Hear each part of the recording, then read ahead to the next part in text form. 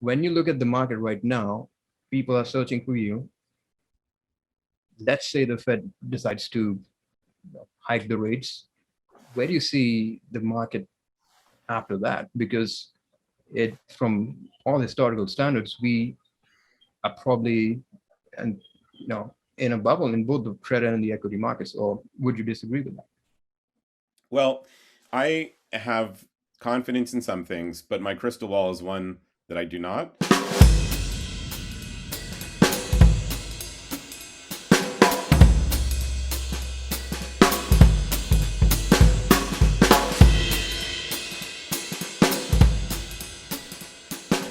So it's my honor to introduce our guest today, Mr. Boaz Weinstein.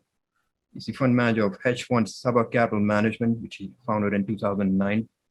Prior to managing his own hedge fund, Mr. Weinstein rose to prominence in Deutsche Bank, where he was one of the youngest managing directors in the company's history. He focused on credit default swaps, investment grade and high yield bonds, and he's also the man behind harpooning of the whale of the London world. So it's a pleasure to have you here on the show, sir. Thank you, Tony. Thank you, Sid. It's a pleasure to be here with you. Thank you. Maybe we can start with your early days and how did you get started with Deutsche Bank, and how much of a part of what you learned there has played into your professional career as an investor? Sure. So I joined Deutsche Bank when I was about 24, 25 years old, and I had been somebody that was always interested in Wall Street. I had worked summers while I was in high school for a stockbroker team. I managed to finagle a job at Goldman Sachs for my summer of just my freshman year, even though they didn't really have a program, but they made an exception, which I was and am quite thankful for. And I started on the junk bond desk, in 1992 as a summer intern, 6 years before the credit derivatives market began. It's worth saying that other asset classes had derivatives dating even well back before Black-Scholes, of 1972-3. But credit derivatives, though credit is not an esoteric risk, it's the largest risk. There's more debt out there than equity, so it's a giant quantity of risk in the system. Had prior to 1998 really been unhedged at the banks, and JP Morgan being basically the first to do a synthetic securitization called Bistro. But the credit derivatives market was more or less born in 1998. And I had been for years more of a quantitative type of fellow than a accounting expert. And I was my vintage was I was still quite young when the market was born, but I had even been involved for a few years beforehand, hoping that there would be a quantitative tool that you could use in credit like you could in other markets. So that's whether that's options or being able to put on term structure trades. So the difference in the shape of the curve, which traditional macro investors were doing in government bonds or emerging market bonds using options, credit derivatives really was the first way that you could do anything other than go long in credit, since it's notoriously hard to be short bonds. And so the ability to go short gave rise to a number of different strategies. And so you asked about Deutsche Bank. They were really very early to, just like JP Morgan, to say, this is going to be enormous and we want to be leaders in it. And it was something in the US where Deutsche Bank did not have a top tier presence in general, where there were very low barriers to entry for them. They needed just really talented people who taught me, for example.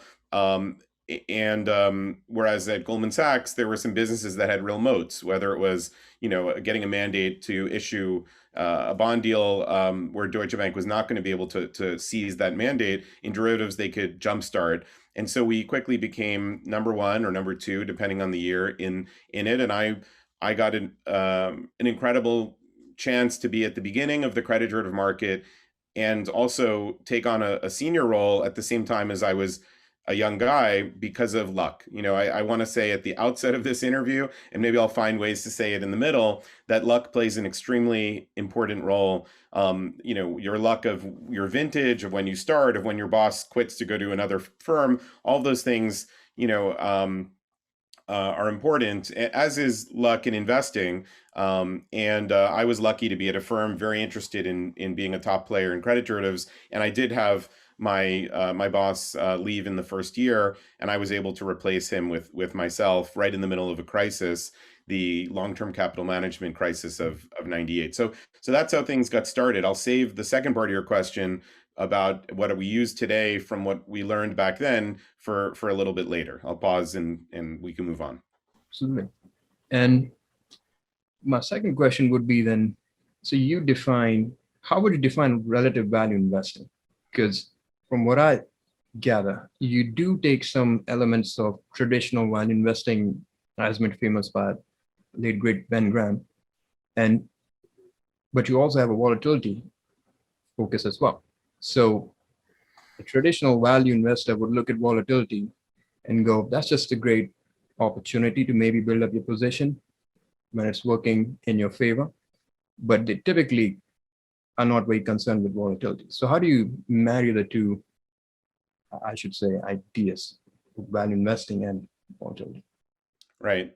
Well, for me, value investing has been much more through the lens of relative value, and not this is a cheap stock because it's trading at a very low multiple or what have you. It's this is undervalued because there's something very similar to it that is showing me that's trading at a much different value. And so whether it's the difference between the 5-year and the 10-year of a certain credit, or it's the bonds against the loans, or the CDS against the bonds, or the senior debt, the secured debt against the unsecured debt, or a little bit more complicated, but let's reimagine a bond as a risk-free asset plus something where you're selling an option on the company defaulting. Let's take a high yield bond. You get your treasury yield portion from the risk-freeness of it, and then you have the spread.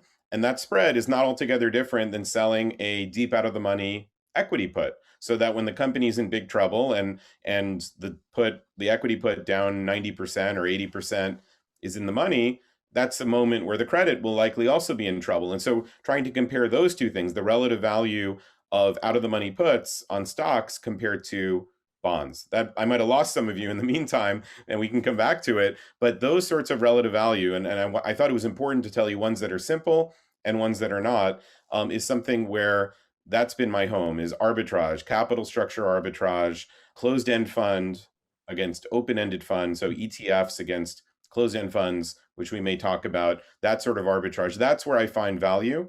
The volatility part, which is also a very big part of what we do, we have long volatility as a constant in our main fund, and that's what investors are signing up for, which might provide ballast against a market sell-off in their overall portfolio. And we have explicit tail hedging funds for people who want a tail hedge, which is, of course, long volatility. There are moments where there's value there. Often in the options market, the cost of buying an option, the implied volatility is above the realized volatility, and the options market doesn't necessarily give you a chance for,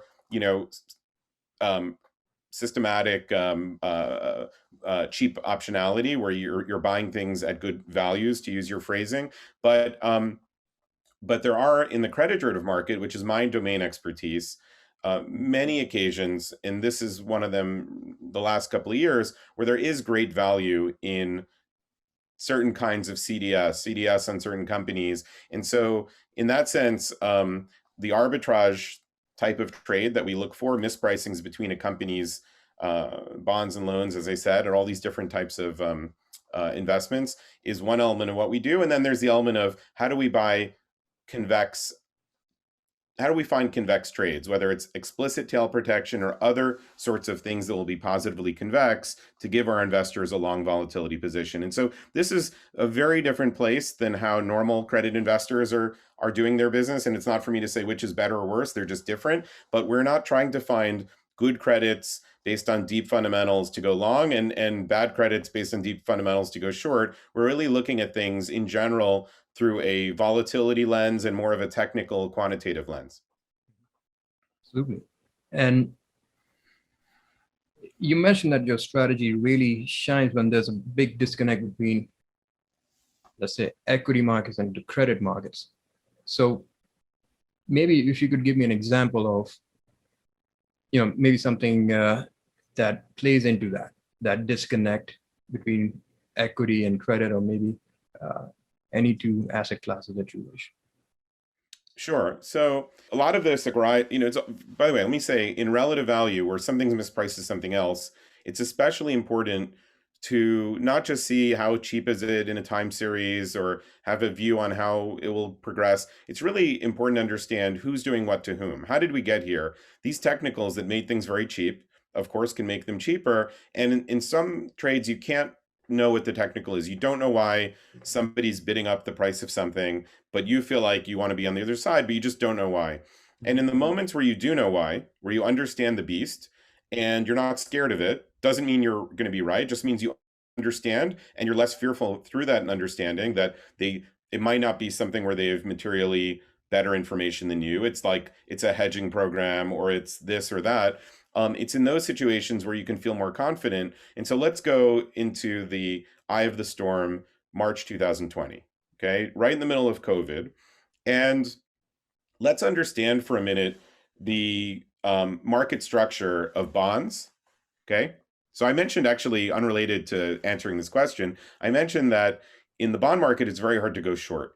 So basically, the company, in a sense, goes short because they've issued the bonds, they've sold the bonds into the market, and investors on most corporate bonds, and of course, this is different than treasuries where you can go short, but in corporate bonds, the market is either long or it's not long. And the amount of short is inconsequential. There's never really a Melvin Capital sort of situation where someone's too short of a bond. It's, you just can't get available borrow. And so bond shorting is essentially inconsequential. Someone can pick on that in a certain instance, but let's just say you're long or you're not long.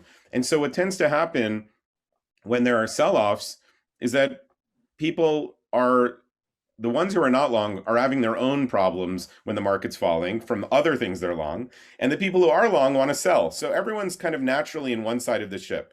Now, let me punctuate that by comparing it to CDS. CDS is not issued by a company. It's a contract between a buyer and a seller. Someone wants the insurance because they're hedging something or they want to go naked short, and someone wants to go long because they think it's a good surrogate to other ways they can go long. Someone provides the protection, someone buys the protection in the credit default swap. By the way, this was like magic voodoo in 1998 when I was starting at Deutsche Bank, and the fact that I could explain this, and had to explain it as when I was a young associate, and then, as you said, rose through the ranks to managing directors. There was no book on how to do this, and so it was really a very special time to be able to be part of something important when you could speak about it in an advanced level, but only be a young person in the market. Now these things are well understood, but I try to explain them as clearly as I can for the broader audience. And if you'd like me to explain things in different ways, you'll let me know. So you asked me for an example. Well, the credit derivative market, on the other hand, whenever someone buys protection, someone sells protection. For every short, there's a long. For every long, there's a short. And so you, of course, have people on the sidelines as well. But when the market blows out, okay, unlike the bond market where people were asking for their money back, where redemptions were coming in, where you saw outflows out of ETFs and mutual funds that needed to be met that day, daily liquidity money in an illiquid crashing market, the credit derivative market had people in longs that were worried, of course, just as worried, but there were people on the short side just as worried about losing their gains. So famously, Bill Ackman, made whatever 2.6 billion, according to, I think, media reports, in a 3-week trade in credit derivatives, and he probably was, super scared that the Fed was going to step in and his gains would be lost, and so he was going long, unwinding his short in massive size. And the short covering bid, as it's called, exists in credit derivatives. And so credit derivatives were not moving nearly as much as bonds because there was a very different technical. There was scared shorts and scared longs. The bond market was just scared longs. And so as a consequence, on some of the most scary names, like energy companies like Occidental Petroleum or Ford, which were downgraded on March 18th because of COVID, a number of companies were downgraded that very week. The bonds were freely for sale from investment grade investors who were no longer suitable to hold. They were no longer the suitable investor to hold high yield, and they needed to get out. And on the other hand, the credit derivatives of these same companies were much more stable. And so we were able to buy the bonds of risky companies with a full side of hedge, a full side of credit default swap, so that in case of default, one cancels the other. And we were able to pick up a spread that is incredible. So I'll tell you now that I went through this long preamble, on about 24 companies in 2020, we were able to marry a credit derivative and a bond and get a yield that was the same or higher than the high yield market that had fallen out of bed offered you without any hedge. So high yield, let's say, was at 600 or 700 basis points. You could get 600 or 700 basis points with a full side of CDS to protect you on the way down. Certainly in the case of default, it would be full protection. And so that opportunity I had only seen before in '08. And in '08, there was a lot of danger. You didn't know if Goldman Sachs or Morgan Stanley would be there to pay you on your insurance. But today, 2020, 2021, the counterparties are so much more secure. There's a clearinghouse for putting that risk through a way where you don't have counterparty risk. And so yet the credit market got in basis as messed up as it did in '08. And that can only be explained by the incredible technicals that I mentioned earlier that overwhelm fundamentals where people needed to get out. So that being one good example of relative value, the mispricing where bonds were too low compared to credit derivatives was something that we captured very well last year. Thank you for the explanation. That's incredible. My next question would be sort of, when you look at where the interest rates are and where they have been over the last decade and where inflation is right now, it's almost 5%, more than 5%. You're not getting, in terms of real return, there's no real return in, either high yield or investment grade bonds, or even if you look at the S&P 500, forward multiple of about 37, 38, that's not a fantastic yield. So when you look at the market right now, people are searching for you. Let's say the Fed decides to hike the rates. Where do you see the market after that? Because from all historical standards, we are probably, in a bubble in both the credit and the equity markets. Or would you disagree with that? Well, I have confidence in some things, but my crystal ball is one that I do not. And I think that we are constantly underestimating how things can go a different way. And so while I have strong feelings that credit spreads are very tight, I don't have, by the way, that same feeling about equities because the market being as technical as it is, just look at some of these meme stocks, the things that people thought were impossible seem to be actually not only possible but present, and even present twice. We had two turns of the GameStop and AMC, going up 1,000,000 points and down and back up. So I think the equity market, because it doesn't really have the boundary conditions of credit, is harder to feel confident about. Credit, on the other hand, the spreads are back to the lows of all time. The yield is back to the low of all time, or new lows for high yield. But the spread is almost at the low, and the time it was actually at the low is a very different time, where you can say some of those people pushing things into extraordinarily overpriced levels are just not going to do it anymore. They don't exist anymore. For example, AIG, thinking that any credit that they went long was never going to hurt them because of their attachment point, so that they never had to hold capital against it. It was above, their attachment point was above the chance in their models for any kind of frequency. And so there was no frequency or severity, and there was no expected loss, to use their language. And so they didn't have to hold any capital. And if you have a business where you don't have to hold any capital, but you have return, you just want to do more and more of it. So I think that the AIG, selling almost $500 billion of protection, going along $500 billion of credit risk, and some of their peers doing the same, that's gone. And that's part of why '07 spreads were a little lower than they are today, but immaterially. And after '07, of course, was the great credit crisis. So I do think credit spreads are so low, and I think you framed it well. Even if you don't take current year's inflation, if you just look at the tips market, credit basically does not offer you it's risk without return-free risk.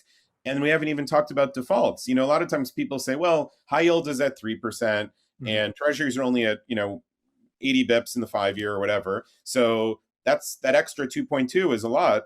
Well, not if they're going to be 3% of the pool defaulting every year and on average. And so we're at a level where we are near a boundary condition where being short, it doesn't mean you can't suffer the consequences of negative carry. But as our funds showed last year, you can make up for a couple of bad years, years where the spreads just went tighter and tighter, and make up for 10 years with the kind of sell-off that happened last year. And so credit is something where it's very easy to lean in short at these levels. And inflation, I don't have a view about what happens if it doesn't come down. I am kind of curious that people are so confident that it will. First, that the near term is that it's going to be bad, but don't worry, because right after the near term it's going to be good. Sometimes people get A wrong, now they're claiming to have confidence about B. You go out to C, and it's impossible to tell. And so I think the confidence the market has had about what the path of inflation is interesting, because it is setting the market up for potentially some disappointment. And if it's not that, it might be something else. Maybe it's the Delta variant. And if it's not that, you are not meant to be long credit, because you're earning so little return, if any, expected for the risk. On the other hand, equities, yes, what you said about forward multiples, I accept. But people said that at 4,000 and on the S&P, and here we are at 4,300, and maybe we'll be at 4,600. And I think that speaks to in some ways, the symmetry of equity returns. It's asymmetric because Tesla can go up 1,000 but only down 100, but it is generally symmetric in that stocks can go down 30 and go up 30, in the main, let's say, or pick your favorite number. In credit, it is totally different. We are standing at the edge of a cliff where investment grade spreads at, let's say, 50, 60 basis points will never, ever give you more than 50, 60 basis points. If peace on earth was declared, if COVID was a distant memory, if every company produced all sorts of new gizmos, they would never give you any equity return. You would just get your 50 bips back. And so being so fixed, they don't call it fixed income for nothing. It's fixed at that spread, but the downside could be many multiples of it. I think that there is a real need for fixed rate investors now that, first of all, rates have pulled back and are quite a bit lower than they were, to consider in these 60-40 plans moving out of high quality investment grade or high yield or treasuries into something that might protect them much better than treasuries have in prior sell-offs. And so this is a very topical conversation that you're mentioning. Great, thank you. You also mentioned that bond investors typically, and maybe I misinterpreted it, but they make their money in the bad years, or they give it all away in the bad years, which is to say, the carry, as you mentioned, having a carry neutral strategy with some sort of insurance gives you this asymmetric risk one.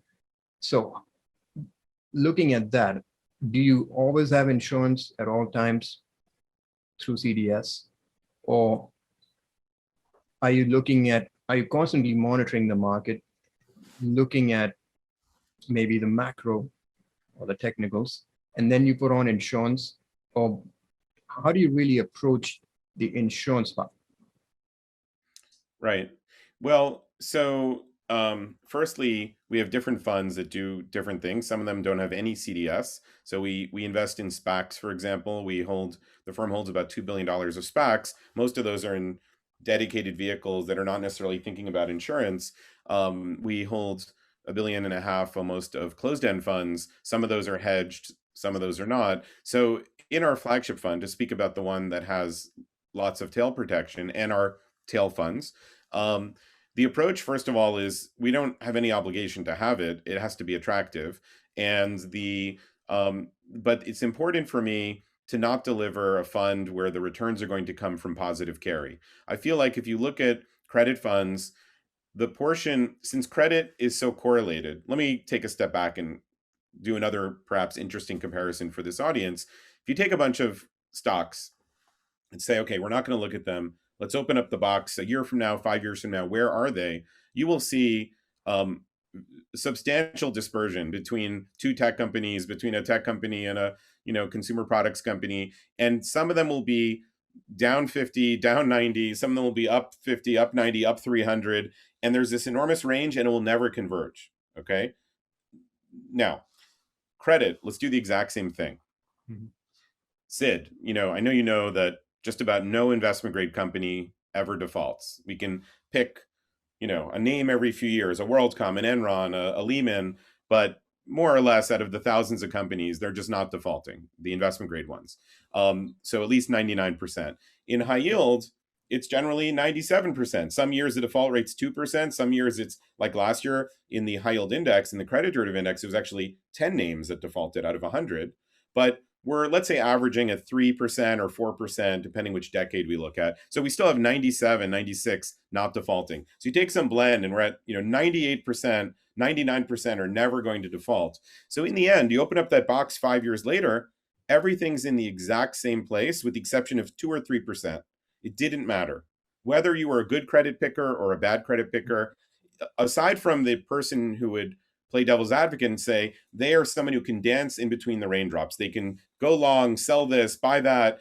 And we also know from plenty of academic research that the T costs, the trading costs of doing that, of getting in and out and paying the freight to do so, has a deleterious effect on portfolio returns. But let's even assume it was neutral. If credit is going to be in a very tight band because it almost never defaults, then the investor who delivers for the hedge fund that delivers for their investors carry, or long, but smart long, because we have the best analyst, the best chemicals analyst.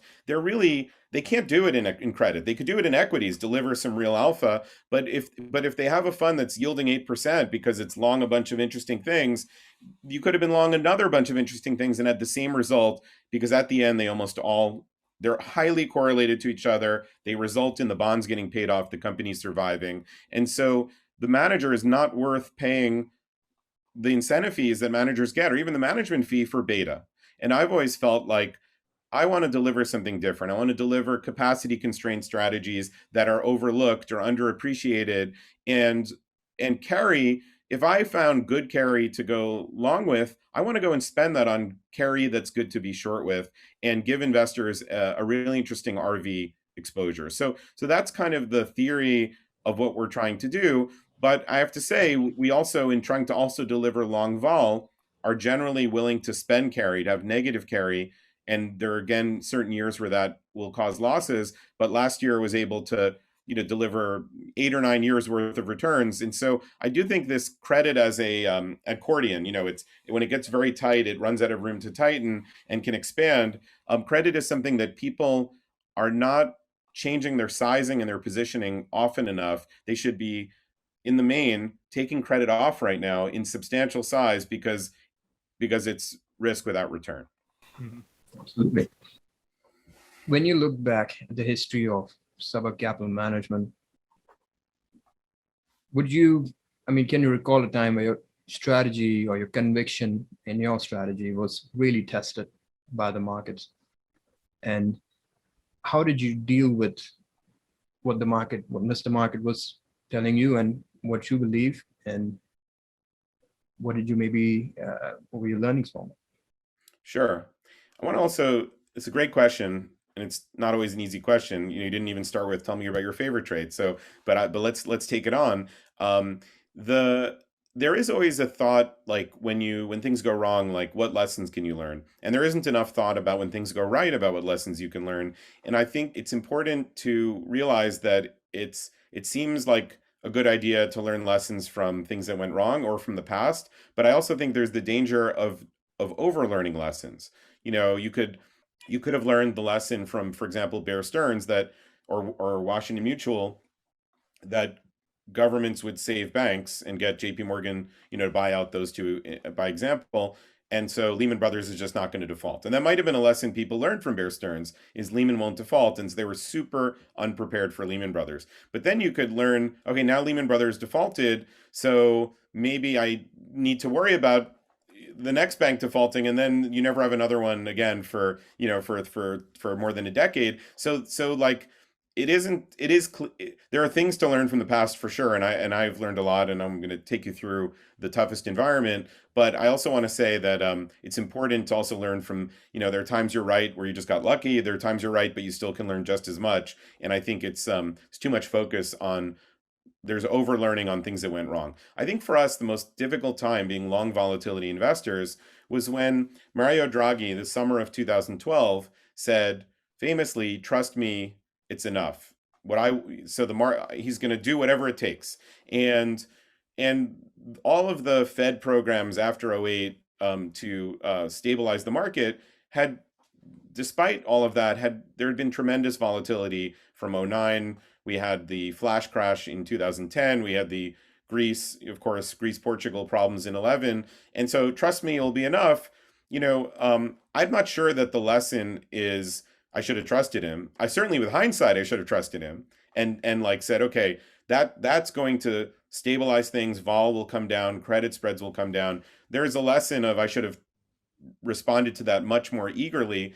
You could argue I learned the lesson from the prior 3 years that the words are not sufficient, and even actions are not necessarily sufficient if the beast wants, not doesn't want to be put back in the box. So, but I think that what I did learn is that we were too keyed off of too narrow a set of outcomes. So if there was not going to be volatility, we were just not diversified enough. And I think certainly investors that were looking for long volatility positioning should expect and want you to deliver that, and maybe not want you to diversify. But as a business person wanting to be solvent and stay around for, when things change, some diversification was in order. And so we lost money in 2012, 3%, and a little bit more in 13, and a little bit more in 14. We had 3 down years, which normally for a hedge fund is terminal.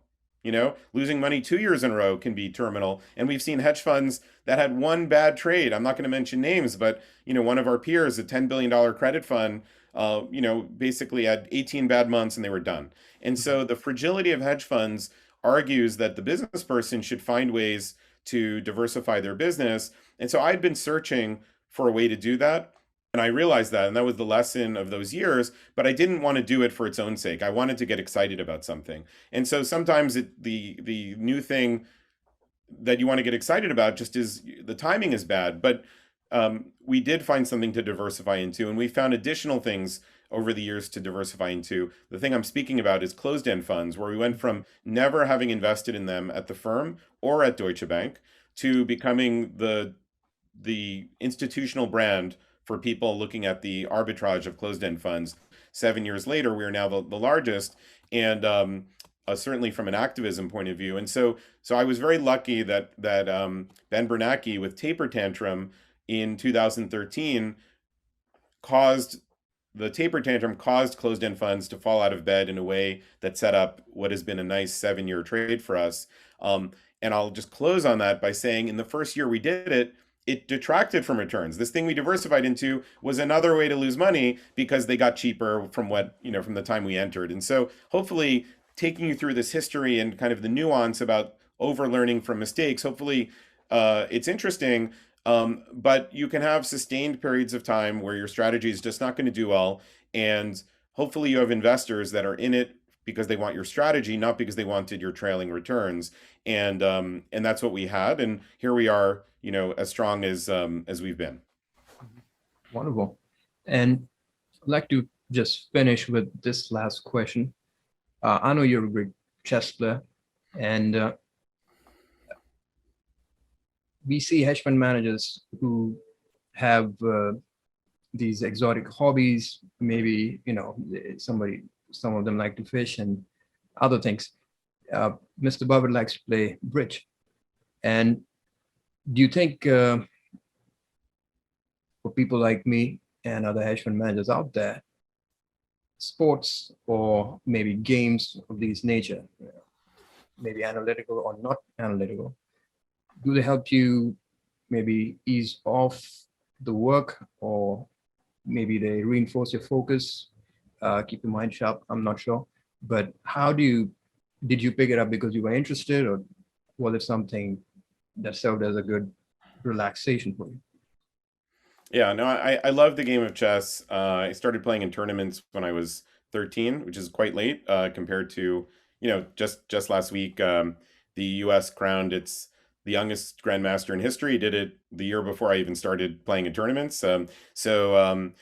But I became so enthusiastic about it, and compared to other games, which I'll speak about, even now, I learned how to play when I was 5, but I didn't really get good until I started playing in tournaments. So now 43 years later, I'm 48, I still find some of the geometry around some of the constructions of the puzzles or games where a certain brilliant move, decides things, I still find it beautiful. And I use that word appreciating that mathematicians, of which I'm not, will use that word to describe a proof, and probably, regular people think that sounds so weird to say it's beautiful, but I find chess beautiful. The I did in my early 20s become very good at blackjack, to the point where I was able to have a significant edge over time, and was told by casinos that in jurisdictions allowed to tell you to not come back and play. And poker, where I've been fortunate to get to play in a tournament that Mr. Buffett, who you mentioned, hosted, and I've gotten to know him and talk to him about closed-end funds, by the way, which he invested in. This is tying everything together for for your question. That he took Benjamin Graham's class, I believe, in 1950. And in 1950, he had three positions at year end. He sent me his position report. We were talking about closed-end funds, and two out of the three of them were closed-end funds. That was buying closed-end funds at a discount was interesting to him, 65 years before it was interesting to me. And so those games all, whether it's chess, blackjack, or poker, have different lessons to learn. And I've tried to learn lessons from each of them, but I didn't get interested in them for that. It's the reason I'm interested in markets. It's the similar sort of thing expressed in different ways. And I feel like markets are by far the most interesting of all of that. Even behind me, by the way, you can see there's a framed picture there's a framed letter on the far left of the screen. It's a letter from a casino in London, returning my membership check, where you have to actually join as a member, saying you're no longer allowed to come into this casino to play blackjack. And I thought, if my house were ever on fire, one of the first things I'd do after tending to my family would make sure to take that letter out, because I'm proud, at a young age, that my ability to calculate the odds and the cards was something that the casino thought to send me my check back. And so chess is something I still play today on the internet very frequently. I have a lesson this weekend. I'm take a 90-minute lesson once a week. And I think for me, it's about relaxation. You called it exotic. My eyebrow went up a little bit, because no one's ever called me exotic for playing a game with wooden pieces. But it certainly gives me joy, and people have to find what gives them joy. But nothing's more interesting than the market. And I really love this industry. It's always changing. There are always new angles. And I love talking about it. And I'm very honored to have been a guest today. Well, likewise, we are honored to have you here on the show. I was looking forward to this one especially. So thank you for taking time out of your busy schedule and joining us. And for investors who are interested in maybe becoming potential investors in your fund, how can they reach out? And maybe you can speak to that. I came here because I was eager to talk to you. You've interviewed so many notables, friends of mine like Whitney, and if people want to find me, they'll figure it out. I'm not here to advertise, but thank you for that offer. Well, pleasure to have me on the show, sir, and thank you for coming.